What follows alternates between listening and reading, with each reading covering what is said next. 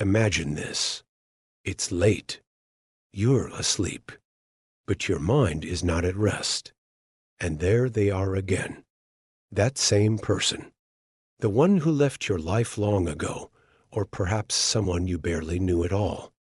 Maybe it's a former lover, an old friend, a stranger with a face you can't forget. And they appear with impossible vividness, like they've broken through the veil between dimensions. In this dream, they don't age. They don't shift. They simply are anchored in your unconscious like a monument you didn't build. You wake up with your chest tight. You tell yourself it was just a dream. You go about your day. But the image lingers like perfume in an empty room. A feeling, a face, a question that won't let you go. Why do they keep showing up? You haven't seen them in years. You're not even sure you care about them anymore. And yet, night after night, week after week, they return silent messengers in the theater of your sleep. What are they trying to tell you? You search for answers. Is it longing, regret, guilt, trauma? Or is your mind simply recycling old data? But no logical explanation seems to dissolve the mystery. Because it doesn't feel random. It feels sacred, intimate, charged with meaning. Carl Jung didn't believe in meaningless dreams.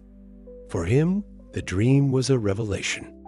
An encrypted message from the unconscious, a symbolic language spoken by the parts of us we do not yet understand. And when someone appears over and over again in your dreams, Jung believed it was never about that person. It was about you, your unlived life, your unresolved feelings, your unintegrated psyche. And here lies the paradox that modern thinking refuses to face. You're haunted not by them, but by what they represent. Not by their memory, but by the symbol they have become in your psychic landscape. But what does that mean? And why this person? Why now? Could it be something spiritual?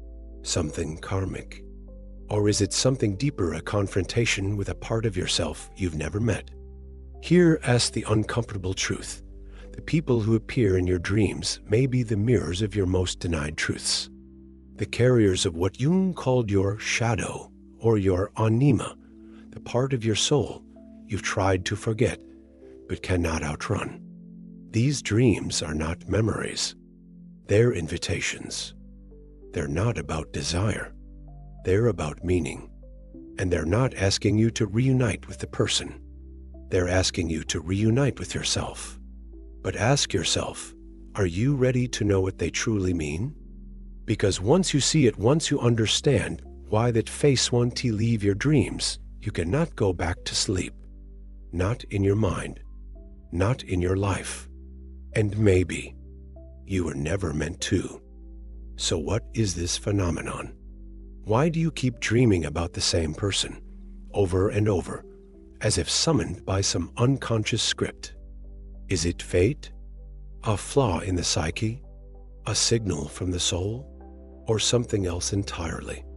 To answer that, we must go deeper into the subterranean layers of the unconscious mind, where Jung believed your truest self resides.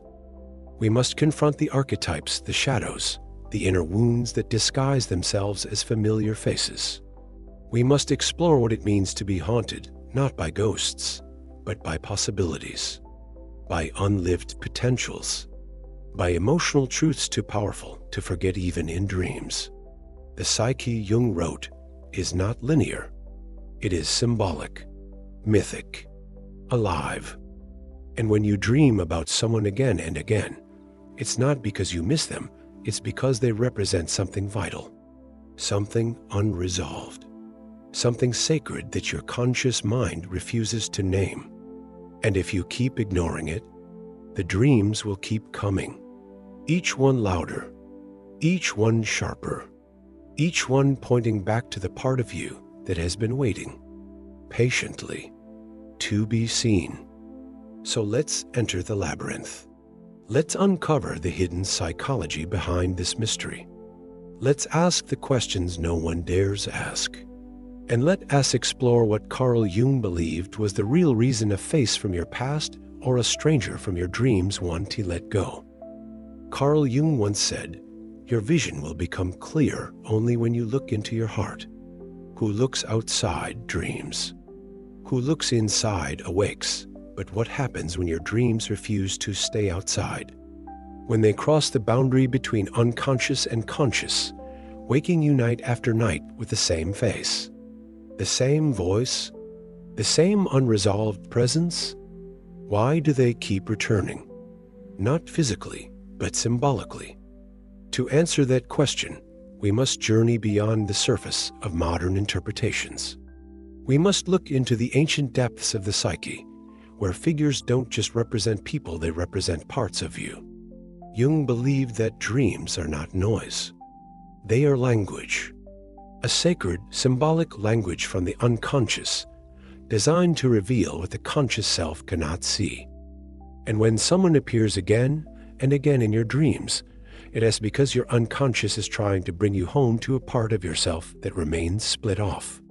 This is the problem beneath the problem. You are not whole. But let's go deeper. The psyche is not a machine, it's a myth. Modern psychology often treats the mind like a computer. Information goes in, behavior comes out. But Jung knew the psyche was something much older, something more mysterious. He saw the human mind as a living myth, populated by archetypes, primordial images that shape our perceptions, emotions, and destiny. And in that symbolic world, a person in your dream isn't necessarily the person. They are a symbol, an avatar, a carrier of something you've repressed, forgotten, or rejected. For example, a recurring dream about a former lover may not be about romance. It could be about your own longing for intimacy, wholeness, or vulnerability. A stranger who keeps appearing could represent a disowned aspect of your own potential creativity, confidence, rage, or even spiritual insight. A figure from your past might not be them at all, but the part of your identity you abandoned to survive. In this way, every recurring dream figure is a psychic messenger. And the message is almost always this: there is something in you that you have not yet integrated. That's the hidden problem. Not the dream, not the person, but the unconscious fracture between who you truly are and who you've become.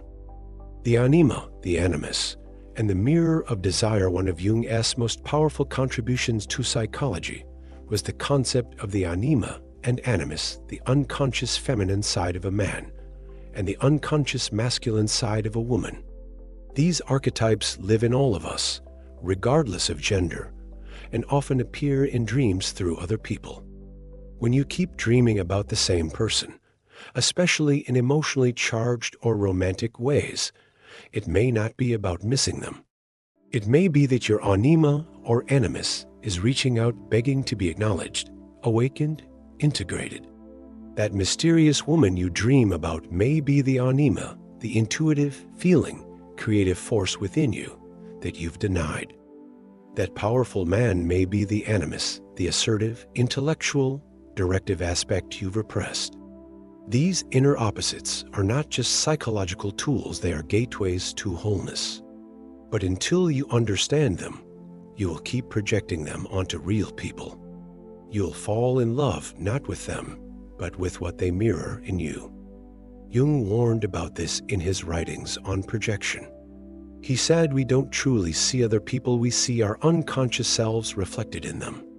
And until we reclaim those reflections, we will remain caught in cycles of confusion, longing, and illusion.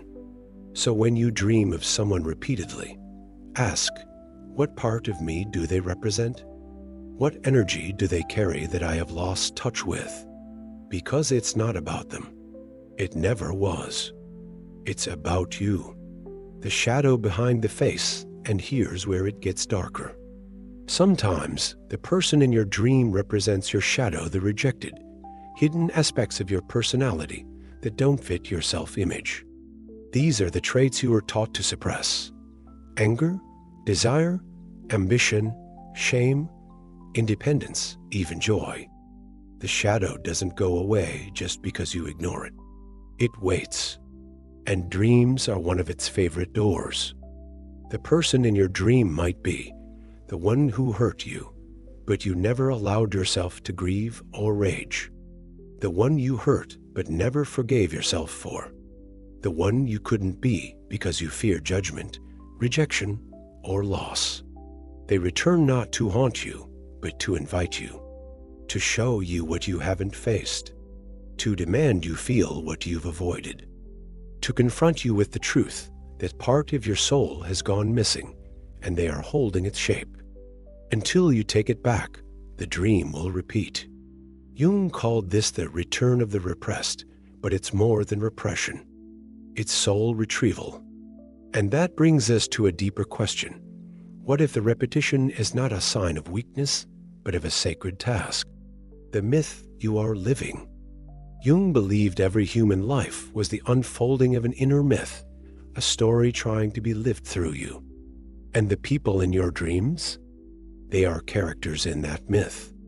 Guides, symbols, warnings, invitations. So when a person keeps reappearing, it may be that your inner story has stalled. A chapter remains unfinished. A truth remains unspoken. A transformation has yet to be made. You cannot escape the myth. You can only live it or be haunted by it. That's why the person in your dream feels so vivid, so charged. They are not just a memory. They are a symbolic force calling you back into alignment with your deepest, truest self. But the longer you ignore the call, the more fragmented you become. This is the crisis Jung saw at the heart of modern life. People are alienated from their own depth. They live on the surface, drowning in distractions, severed from the symbolic world of the soul.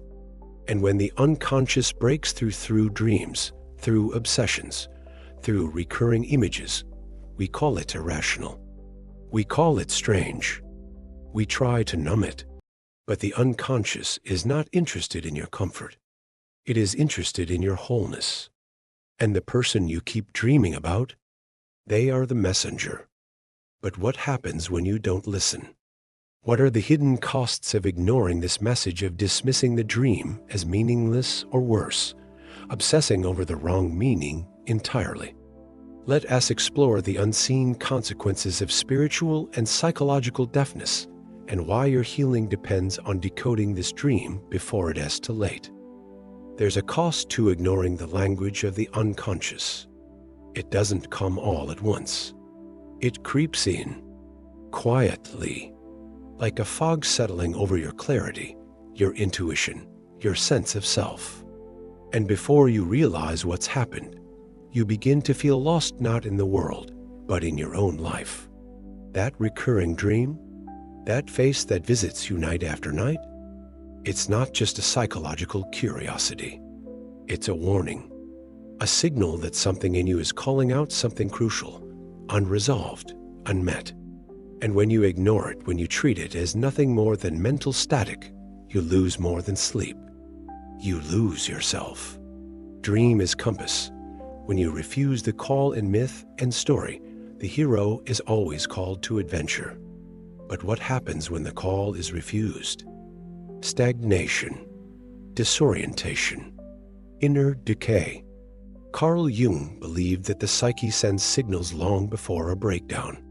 Nightmares, obsessions, anxiety, depression.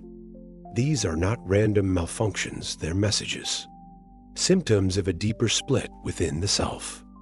So when someone keeps appearing in your dreams, someone from your past, someone unknown, someone strangely familiar, it's not always because of who they are. It's because of what you've left undone. And when you ignore that dream, the inner story remains unfinished. The character stays stuck, and so do you. The person becomes a loop, and your soul becomes a prisoner of the unresolved. Obsession in disguise, here's where it becomes dangerous. When the unconscious is not integrated, it becomes projected. You begin to think about the person constantly, wondering where they are, what they're thinking, whether they're dreaming of you too. You imagine running into them. You search for them online. You read signs into coincidences. You obsess. But it's not them you're obsessed with. It's the symbol they carry. The danger here is spiritual misdirection. Instead of going inward, you look outward. You search for meaning in their actions, their memories, their life, forgetting that they are only the vessel, not the source. This is how the ego hijacks the message of the soul. Rather than asking, "What do they represent in me?" you ask, "Why won't they come back?" Rather than doing shadow work, you fantasize about reconciliation. Rather than growing, you cling. And what begins as a dream becomes a haunting. Fragmentation and the false self. When you repeatedly dream of someone, it often points to a psychic fracture, a part of you that's been split off, dissociated, or never allowed to fully emerge. Ignore this fracture, and it festers. You become divided. You live on the surface, functional but hollow. You smile while feeling nothing. You perform roles. You say all the right things. But your inner life, the real life, is ghost-like. Why? Because a part of your soul is still there in the dream, in the past, in the unfinished scene playing over and over again. Jung called this psychic fragmentation. Viktor Frankl called it the existential vacuum. It is the quiet, gnawing sense that you are not whole, that you are living someone else's life while your own gathers dust inside you. And it begins with ignoring the dream. Neurology meets symbolism. Modern neuroscience confirms what Jung intuited a century ago. The dreaming brain is not passive. It's deeply active, sorting, associating, repairing, rehearsing. Especially in REM sleep, the brain reactivates emotional memories, unresolved conflicts, and deeply encoded patterns. When you dream of the same person repeatedly, it's not random, it's neurological and symbolic. Your brain is trying to resolve something, to metabolize a wound, to finish a story your waking self refuses to confront. And when you don't let it, cognitive dissonance builds. You begin to feel emotionally off. You may experience a deep sense of meaninglessness, recurring patterns in relationships, anxiety, or grief with no clear cause, difficulty feeling connected or present. Your dreams are trying to realign you, but the more you reject them, the more disconnected you become from your inner compass. You forget who you are. Or worse, you never fully become who you were meant to be. Cultural conditioning and dream amnesia. One of the unseen culprits in all of this is culture itself. In a society that idolizes logic and dismisses dreams as irrelevant, we're conditioned to ignore the symbolic. We're taught to analyze everything rationally, to seek answers externally, to dismiss anything we can't quantify. But dreams don't speak the language of logic. They speak in metaphor, emotion, mystery, archetype. And when we dismiss their language, we exile a massive part of our intelligence. We amputate our access to deep insight, inner healing, and spiritual navigation. This is why your recurring dream feels so powerful and so alien. Because you've been conditioned to doubt your own soul. You've been taught to treat dreams like random noise instead of what they are, messages from the self. And each time you say, "It was just a dream," you shut the door on your own becoming. The quiet emergency. There's a quiet emergency happening inside you every time that face returns in your sleep. You may not hear sirens. You may not see flames, but the alarm is there. Your unconscious is trying to lead you somewhere, to an unhealed wound, an unfelt feeling, an unexplored potential. The dream repeats not to torment you, but to wake you. And if you don't answer, you risk sleepwalking through your own existence. You risk turning your life into a repetition of old patterns, old wounds, old projections, just like the dream you can't escape. And worse, you risk missing the most important moment of your inner life, the moment you stopped chasing the person and started listening to the message. But what if you could change all of this? What if you could finally decode the symbol, understand the message, and use the dream as a gateway into your deepest transformation? Let's explore how to break the cycle, not by erasing the dream, but by embracing it. Let's begin the rebellion, the path of psychological awakening and soul retrieval. Now imagine this. You stop asking why they keep appearing in your dreams and start asking what they're trying to show you. This is the moment the rebellion begins. Not against the dream, not against the person, but against the false self you've been conditioned to serve, the self that avoids, denies, deflects.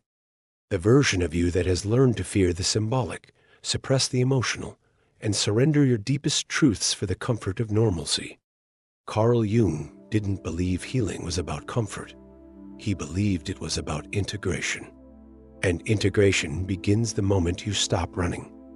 So ask yourself now, with complete honesty, what if this person I keep dreaming about is the doorway, not the destination? What if they are the form that conceals the fire? To break free is not to forget them. It is to decode them. Turn the gaze inward. The first step is the most difficult. You must stop looking outward for answers.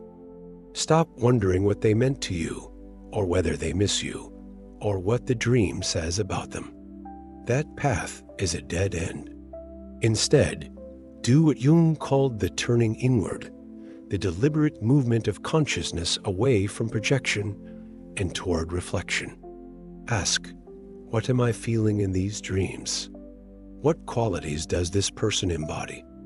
What do I long for in them, and where have I denied that in myself? Is there a pattern here that mirrors something in my waking life? Treat the dream like a sacred message, not a riddle to solve, but a mirror to sit with.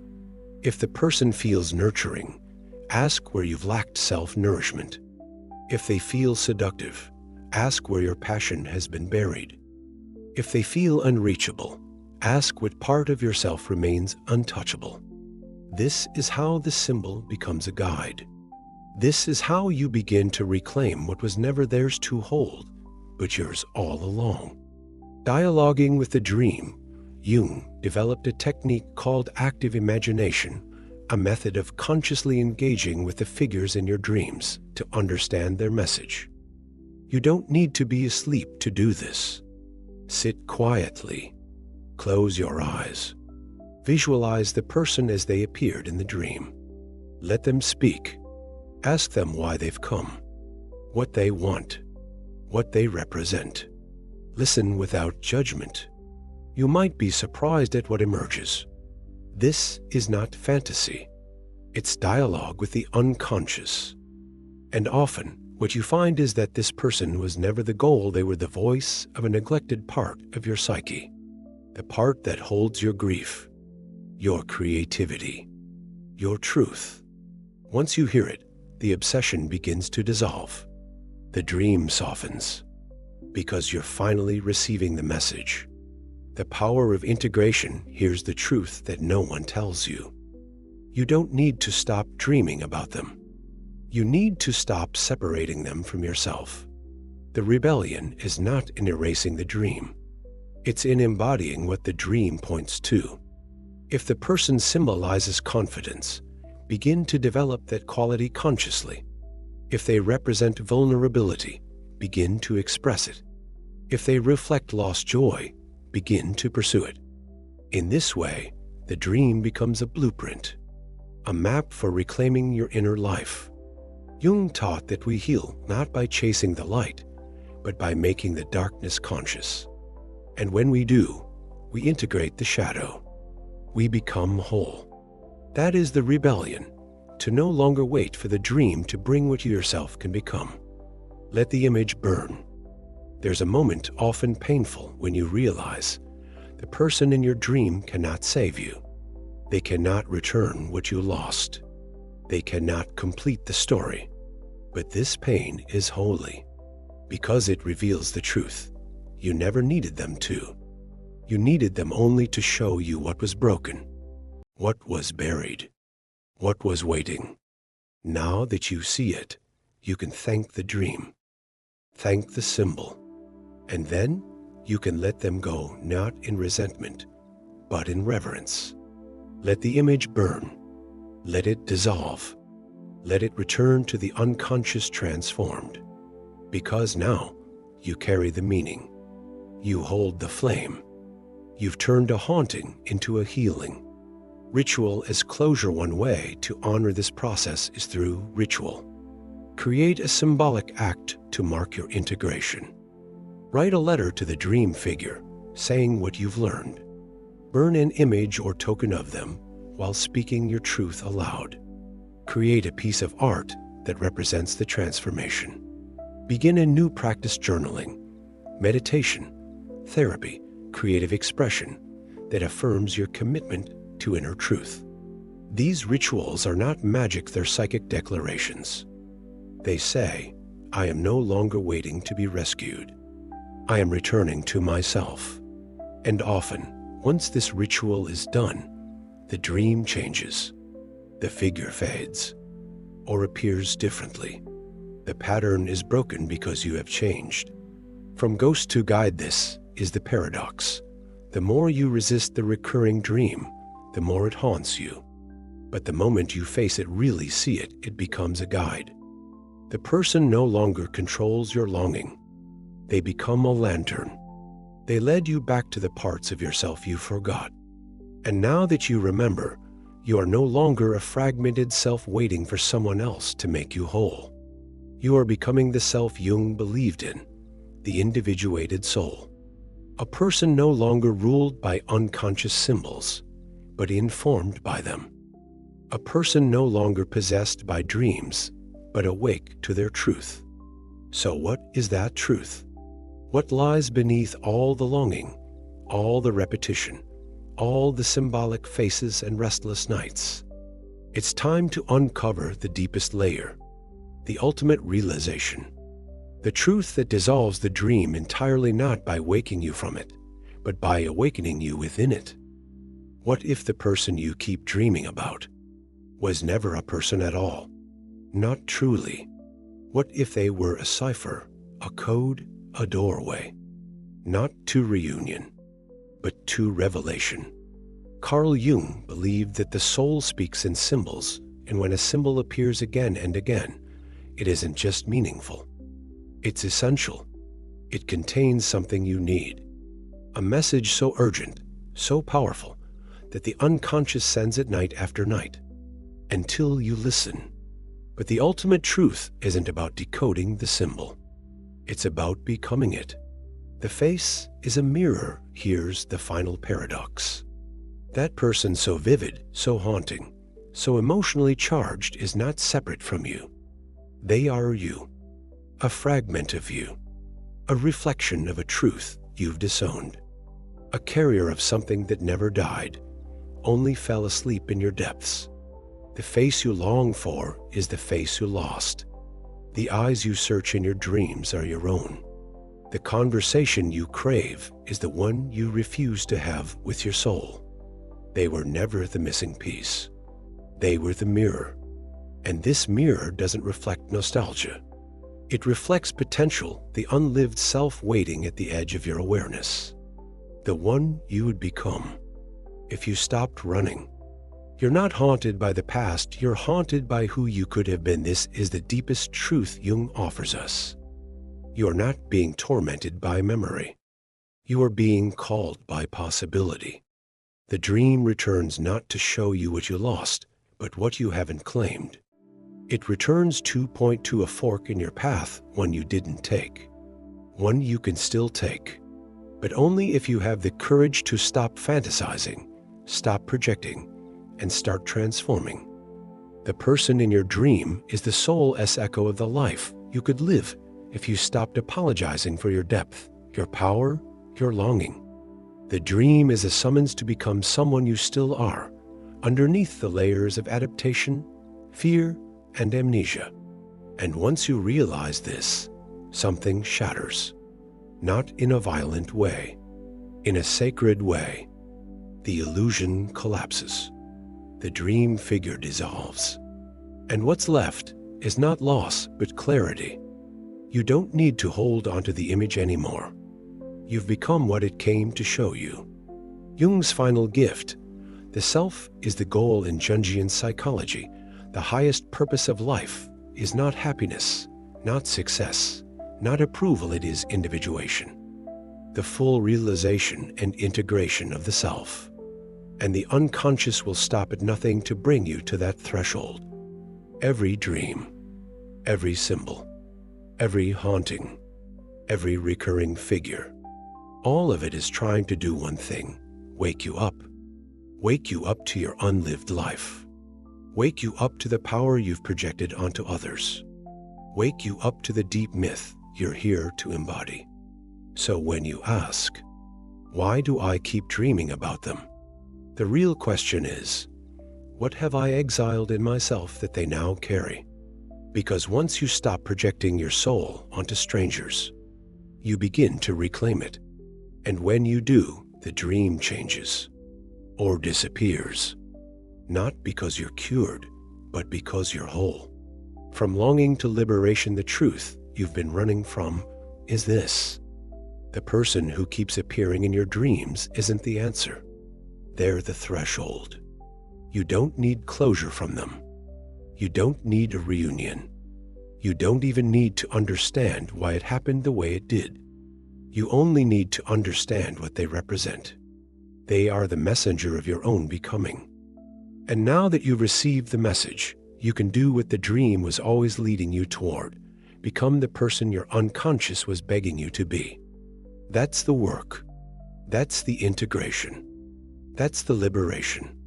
It's not romantic. It's not cinematic, but it's real. And realness is where the soul finally rests. The cinematic ending you never expected. You wake up. Maybe the dream still visits you now and then, but something's changed. The figure no longer has power over you. You see them now not as destiny, not as obsession, but as part of the path that led you here, to the fire of your own truth, to the stillness of your own knowing, to the quiet authority of someone who has met themselves in the dream and didn't look away. This is not the story of someone who waited to be rescued. This is the story of someone who answered the call. And that call, it was never coming from them. It was coming from within. Let this be the last dream you misunderstand. Let this be the moment you stop chasing shadows and start building light. Let this be the night you fall asleep, no longer haunted, but whole. Because now you know, the dream wasn't about them. It was about you. And you were worth dreaming about all along.